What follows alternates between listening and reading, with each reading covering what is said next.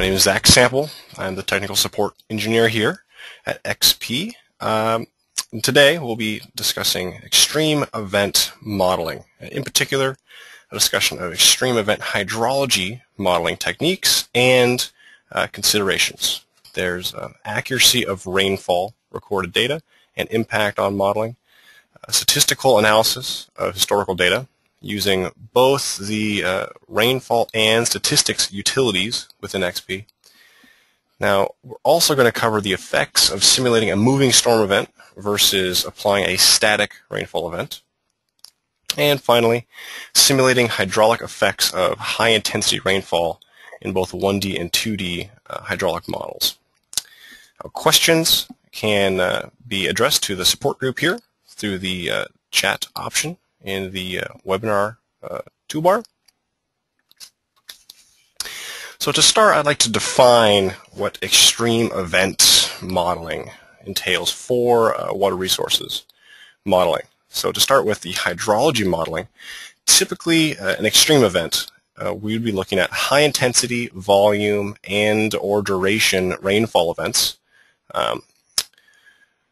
Typically, these high-intensity, volume, or duration events are going to either come from the largest historic rainfall data in the area. For instance, Brisbane, Australia uses the historic '74 Brisbane flood. That is the largest flood level recorded in recent years. Now, aside from historic data, there's also probable maximum flood, which is used.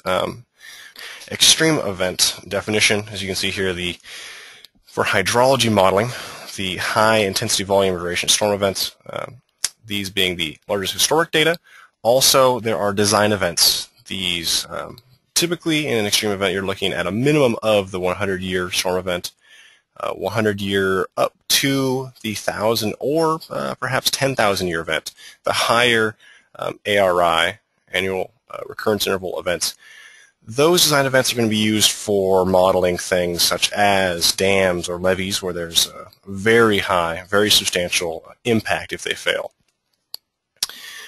Also, with extreme hydrology modeling, you'll typically be looking at limited infiltration of the soil and limited or no evaporation, essentially the worst case scenarios for a site. In hydraulics modeling, extreme event hydraulics, we'll be looking mostly at a couple things. One would be storm surge from receiving bodies. So essentially a tailwater impact in a model.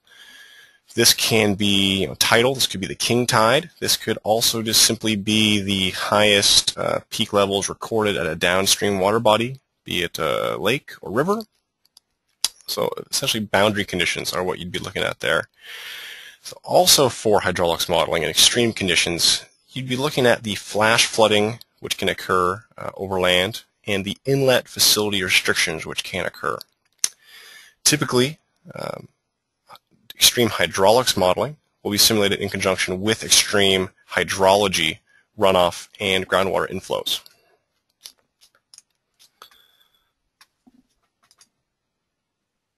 So to start with rainfall accuracy and the impact of using different accuracy data. So the common historical rainfall measuring methods are different constant time intervals, be it 5-minute, hourly, or daily rainfall depth recordings. There's also a tipping bucket gauge data method, which uses typically 1 millimeter or a tenth of an inch increments. And this records data at the time that that certain level would occur. Now, as you are gathering data, it might become quickly clear that data within the last 50 years, since a lot more automated techniques could be used, these techniques were often much more efficient and could be done around the clock. So you'll find that data within the last 50 years, continuous data, is often not only more widely available, but also much more accurate. There's less gaps in the data.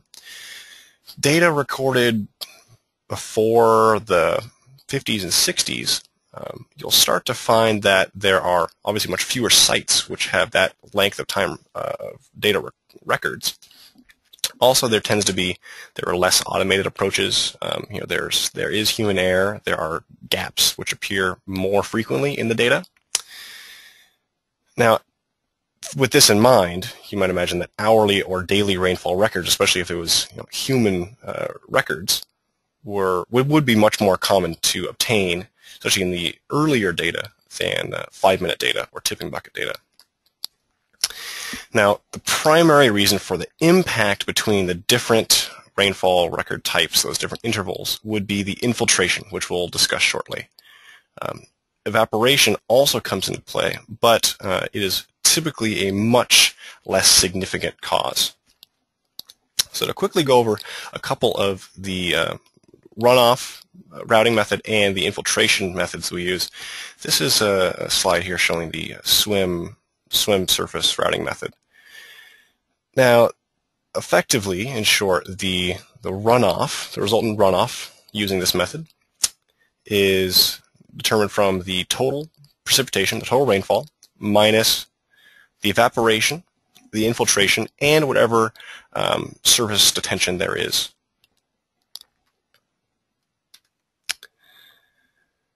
As far as infiltration methods, in the example that I'll be showing, the Green-Ampt method is used, but we'll cover both the Green-Ampt and Horton method here in the next couple slides.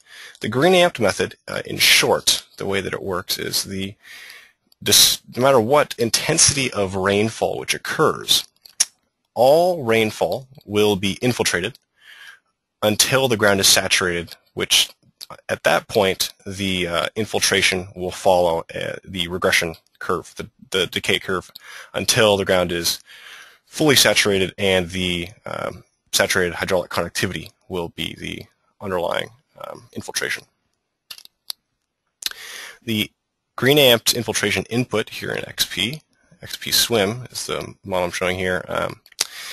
So on the left, the infiltration dialog is showing the different infiltration methods you can select. But in this dialog, you can also designate your depression storage, 0 to tension %, based on site conditions. The values which you see input here are variables based off of the USDA silt loam soil classification. Now, the Horton infiltration method is shown here. That method differs from the Green-Ampt method in the fact that any rainfall intensity greater than the decay curve shown in that chart, any infiltration greater than that will result in runoff.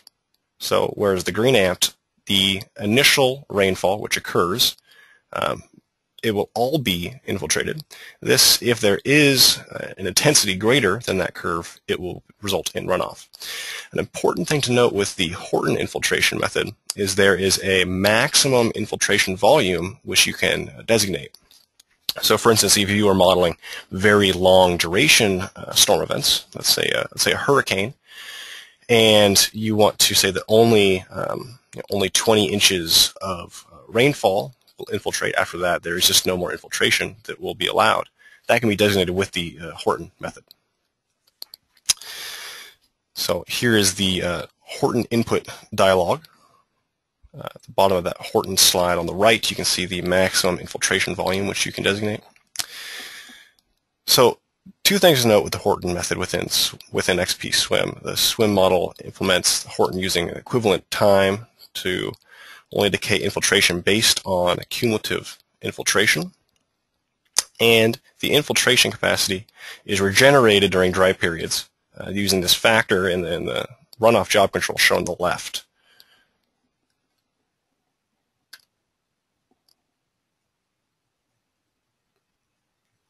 So I've set up a simulation example between 5-minute and hourly rainfall data. You'd imagine that the trends that we'd see here in this example you'd find between hourly and daily data. So with this example, I've used the swim runoff method, as we just looked at, Green-Ampt method, and evaporation uniform at 1/10 of an inch per day.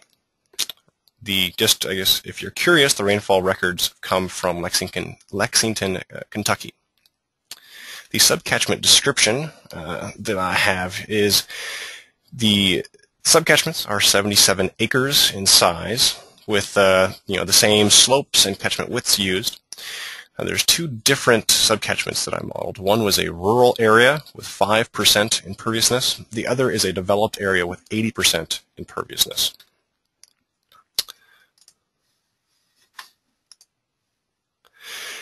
So looking here at our rural model, so what I've shown here is the markers you see in this graph are minute time steps. So you can see we have our total rainfall which occurs. So with the 5-minute data, it has shown that there is this high intensity rainfall which occurs.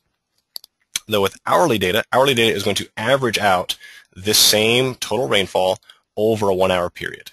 So as you can see, the rainfall intensity for the 5-minute is much higher than the rainfall intensity over the hour. So that volume is spread out over the hour. So with that in mind, you'll see that the hour data, this is the infiltration slide, the infiltration which occurs is all of the pervious, all the pervious area, all the pervious rainfall is infiltrated in this model. Now it's important to note that only the pervious areas will receive infiltration, the impervious areas won't. So there will still be a 5% area of the site which will have runoff, even though for the 1-hour data, the 95% of the pervious area will infiltrate. You can see the 5-minute data with that high intensity rainfall. We'll see in the next slide. Here's a rainfall overlay. You can see that the high intensity rainfall has caused the peak to be infiltrated, and then that regression of that Green-Ampt method to occur.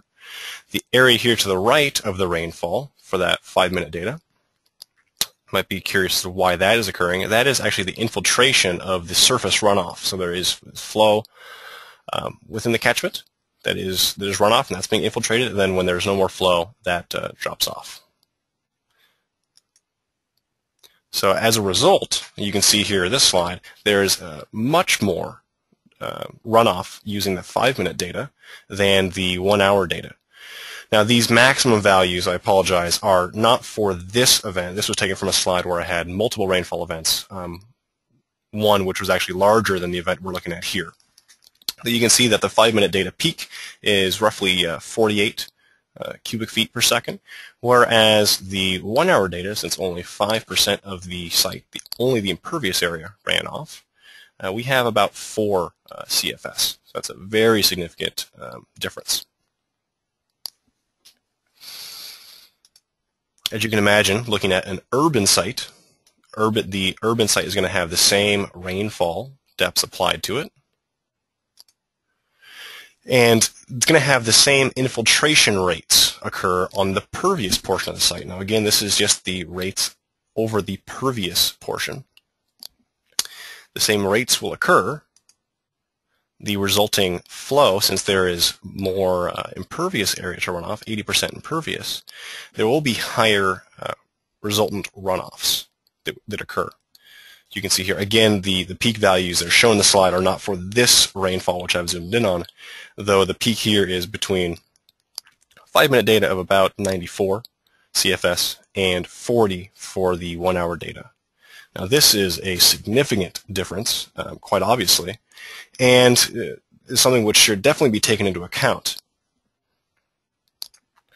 Now, if you are using a model with this type of detail and you want to know which areas are fully infiltrating, what are the runoffs, within the output file, the .out file, table R9 shows a summary of the subcatchment statistics, and you can see that there is no pervious runoff occurring for this node, whereas there was a runoff. There is runoff in the impervious area, as would be expected. So now we can discuss the statistical analysis of the data. So let's say that we have continuous data, and we have just ran a simulation with hopefully as accurate data as we can obtain. So The importance of statistical analysis of rainfall or hydraulic data is the following. So if you have continuous data in particular, it allows for peak events and peak flows to be quantified and discerned from that long time series. With that in mind, if you, say, wanted to just simply test the peak year or peak month or even peak single event from 50 years worth of data, if you were to find that, the wettest year, let's say, out of 50 years, obviously if you're running a model that's only covering 1 year worth of data as opposed to 50 years, you're going to have much shorter run times. Now, with the statistical analysis tools within XP, you can not only simply see the total recorded volumes, durations, the peak flows and intensities, but you can also make an ARI, annual recurrence interval, comparison. So looking here at our rainfall utility, so this is the synoptic rainfall analysis option under that rainfall utility. The statistic option, the time series is analyzed by looking at the dry times between rainfall events.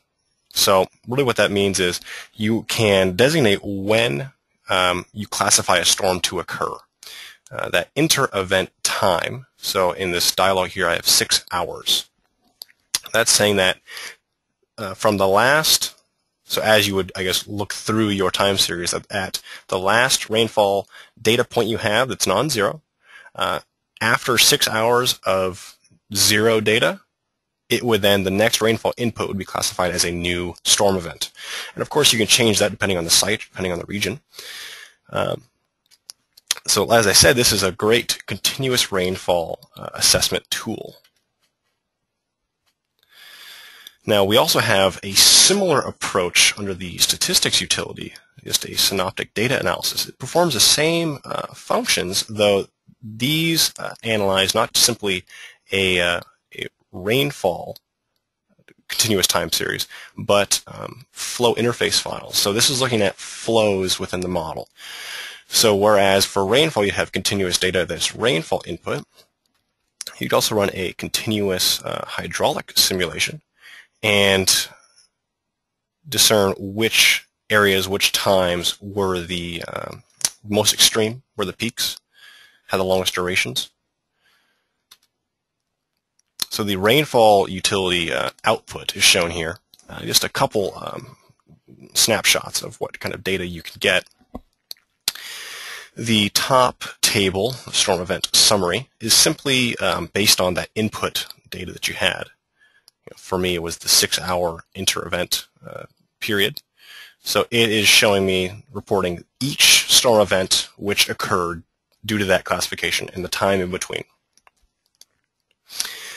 The table below that, the return period for intensity, that's specifically the intensity ranking chart. As you can see, I've got rank of 1 through 12 on the left side and a snippet of the 251 to 262 on the right. This just simply ranks the different events for intensity for this table and then gives it an associated return period based on the data. Now, of course, this isn't just limited to intensity. This is also rainfall volume and duration and so on. So the statistics utility output is similar. Here's the actual dialog within XP, which you can designate what you'd like to report. Shown below is just simply a table of magnitude and return period. This data shown here, as you can see, is a mixture of data in the late 80s, which is being shown. Again, this is a very valuable tool for continuous runoff simulations, continuous hydraulic simulations, and if you are looking at any sort of geomorphologic changes, this would be a tool which may help you to focus in on certain times, zones, which may be the worst case scenario. So to discuss the next topic of the moving storm events, I'd like to define, I guess, what that truly means. Now, a static storm event would be when rainfall is evenly applied to an entire watershed or catchment using the same starting and ending time. So that is, you have I guess the typical model scenario. You have a model, and you simply have the rainfall occur across the entire catchment at the same time. A moving rainfall simulation is you would need to stagger the start and end times of the rainfall events across the watershed to account for storm progression. As seen in the lower portion of the slide here, we have a rainfall screenshot. As you can see here, we have the rainfall event which moves across this site. So if you were focusing on this region, this is in Texas, if you were focused on this region of Texas, applying, if your region was large enough, applying that rainfall all at the same time might not be appropriate. So as far as the ground speed of a rainfall, what is it? How fast is it actually moving? Now that is highly variable, as you might imagine. Varies on average between 15 and 30 miles an hour. That slide that I just showed you moving across that northern part of Texas was moving, I believe, at approximately 30 miles an hour, though, like I said, some areas may be much less than that or even more. So if we were to take an example of what this, allowing for the movement of the storm to be accounted for, if we had, let's say, a 100 square mile catchment, so approximately 14 miles long, 7 miles wide, the travel time across the length of that catchment could range between half an hour to almost an hour. And that is the, I guess, only taking into account the rainfall delay which would occur. So we're looking at possible time to peak in just the rainfall upwards of an hour, not to mention the time to peak of the actual hydraulic portion of the model. So with this moving of the rainfall, the best case, I'll show you in the next slide, the best case, which would be the most natural attenuation, this is going to occur from the storm moving away from the outlet. The worst case, the least natural attenuation, is going to be from the storm moving towards the outfall. So in this slide, you can see I have a catchment here with my my outlet in the southern portion of this model. Flows will be compounded. There'll be a ramping of flows when the storm moves towards the outlet. So we do this, I guess take a step back, we model this by, I have 1 mile grids shown here. Now, typically when there is radar data, records are in grids. So what we can do is, if we assume, as you can see on the right, I've detailed this, if we assume that there's a 15 mile per hour ground speed of the storm, we're going to have approximately a 3-minute delay per grid. And so the way this has been modeled is there's a progression of, if you are moving the storm towards the outlet, the northernmost portion of the catchment doesn't have any delay, and the delay increases to the outlet, which would have the largest delay time before it starts. Similarly, if you were moving away from the outlet itself would not have any delay applied to it, whereas the northernmost portion of the model would. Now, the ramping would occur because if you were moving towards the outlet, so if there was no delay at this northernmost portion and there was a delay here, you'd imagine that either the peak itself or the ramping up of the peak flow would reach the outlet as the local runoff peak occurs. Similarly, moving away, the outlet area local runoff peak would likely already have moved out of the system by the time the peak from the northern portion has gotten down that far. Looking at the results of that model that I just showed you, the static storm event on the left in blue, you can see there's about a 10% difference from either the static storm to the southern moving or the static storm to the northern moving, so moving away or towards the outlet. One thing to note is there is a time delay. There is a shift of approximately half an hour to 45 minutes that occurred for this model due to both that natural, attenuation timing of the rainfall as well as simply the hydraulic time to peak. The difference between the two different storm events is approximately 20 events if you look at the difference between moving away and towards the outlet. It is significant.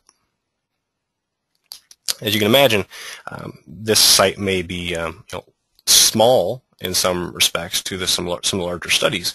Obviously, if the larger your site or study area is, the larger these effects would be.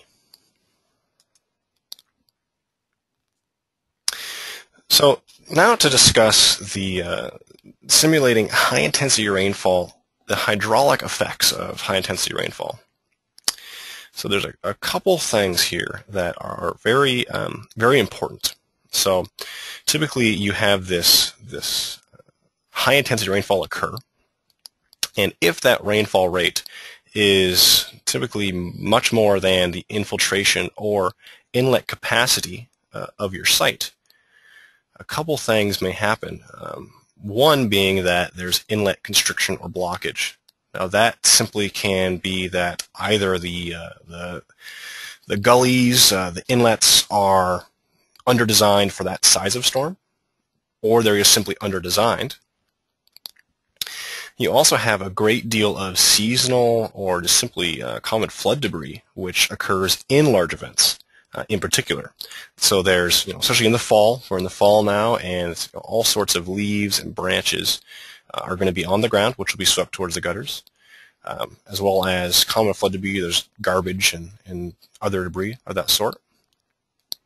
When you're looking at an extreme model, when you're looking at the 100-year event or greater, you are forced often to think of the real-world conditions at which this is occurring. This is the worst-case scenario.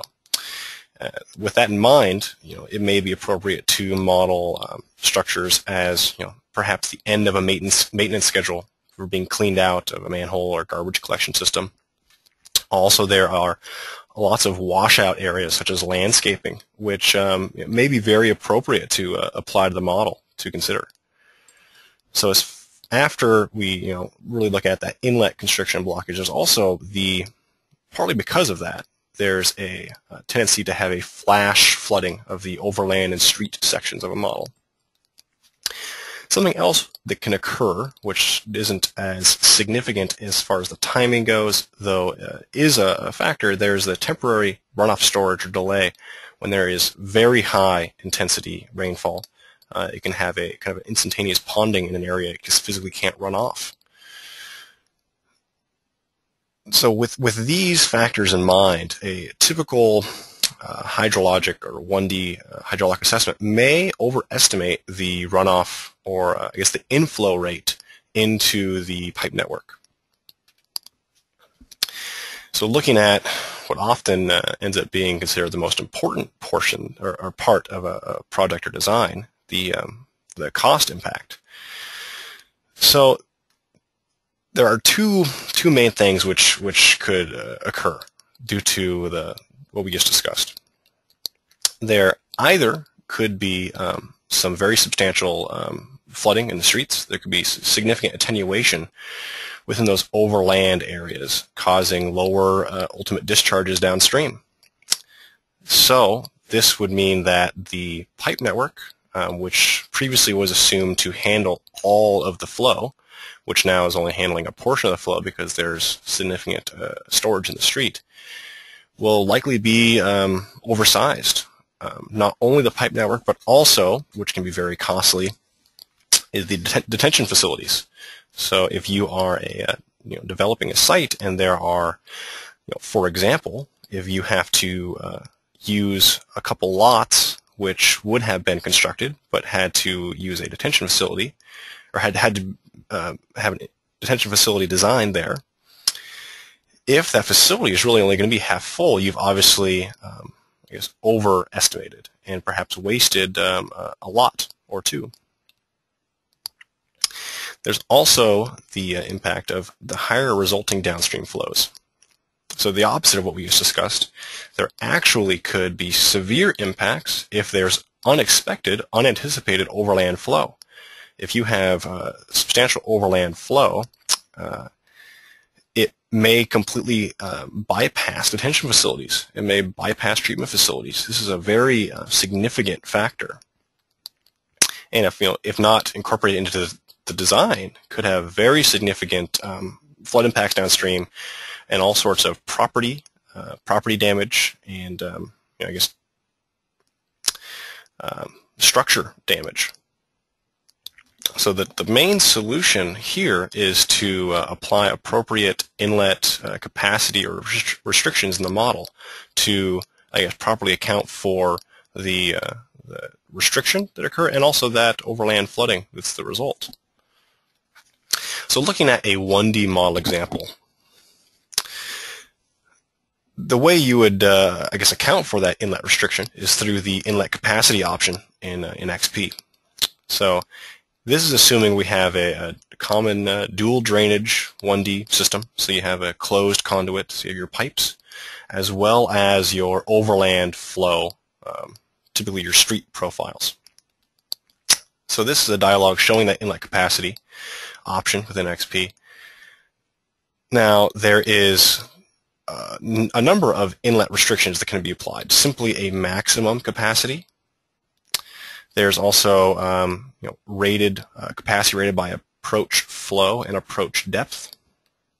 There's also a HEC 22 option with also a designated pavement crossfall, which you can input. So shown here is the HEC 22.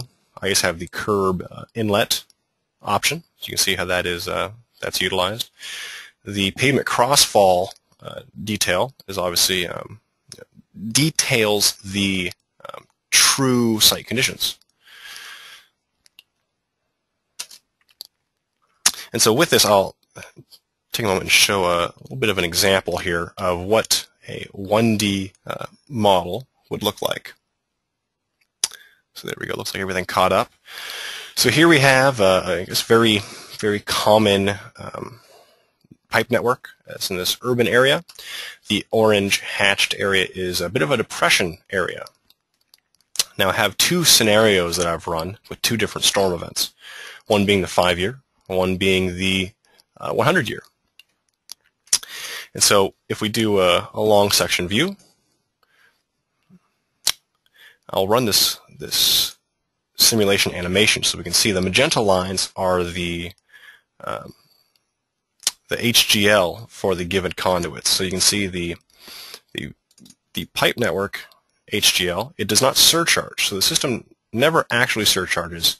There is restriction applied to surface, to this inlet. So as we step through, we can see that the peak flow in the pipe network is actually already passed, yet we still have substantial flow on the surface, which is slowly draining into the system.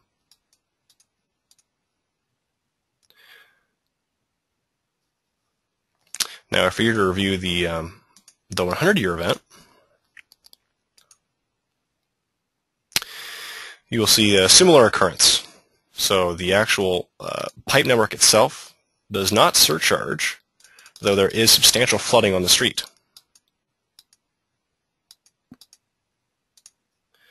Now it's important to note here that the flooding on the street is well beyond the bounds of my cross sections. I've simply made up to the curb height plus, I guess, the right-of-way. So with the flooding being outside of this zone, this simply contained curb zone, this is a great place to use or to incorporate a 2D modeling. So we'll see here that the peak has left and there's still substantial flooding within the street. Now we can change this to show our other model without any restrictions. You can see the difference in the flooding.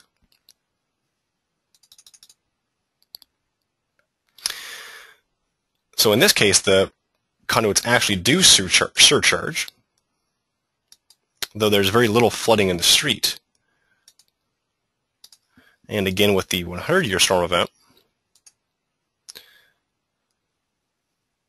you can see that the conduits surcharge up to a very high level, which again would be likely much more appropriately modeled using 2D. So now we can actually look at this downstream, the outlet of the model. We can actually see these hydrographs. So if we compare the 5-year inlet restriction, this using the inlet capacity, and no restriction, you can see that there is about probably a 10 to 20% difference in the flow, which may or may not seem that significant. Obviously, when you looking at the other two trends, we have our data sets. We have our higher storm event.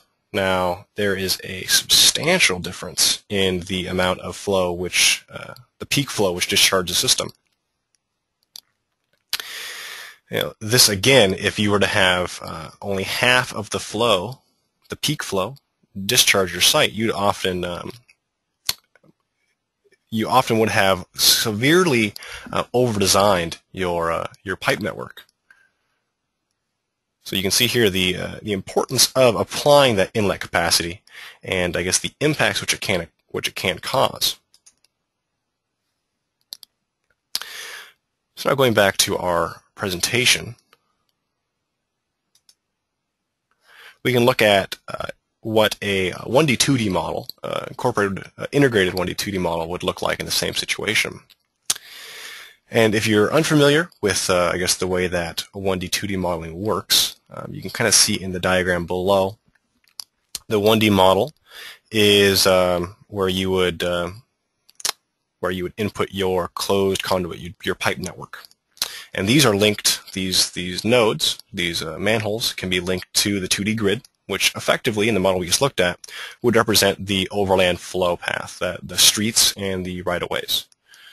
Now the 2D grid will simulate overland flow and will allow flow to pass back into the 1D network, or if there is not enough capacity, it will continue along the 2D network, 2D grid. So from this slide here, you can see I'm showing a 1D 2D integrated model. The colored results shown, the 2D results, are the peak depth results. So looking at this, I have taken this area here. It's a bit of a depression with this connected storm network. So there's a depression over land, which is causing this ponding. So I have taken this section here, which is highlighted, and shown you the 1D long section of that. You can see that these nodes don't surcharge. It is simply a ponding over land. So looking at this, I have a couple options here that I'm showing. Not only am I showing that long section that we just looked at, showing that this node, which is circled here in black, this is the location of that node. As you can see on the right, this is I guess a stage time series of that 1D node. As you can see, it gets up to about 89 foot elevation mark. On the left here, we have a plot output point.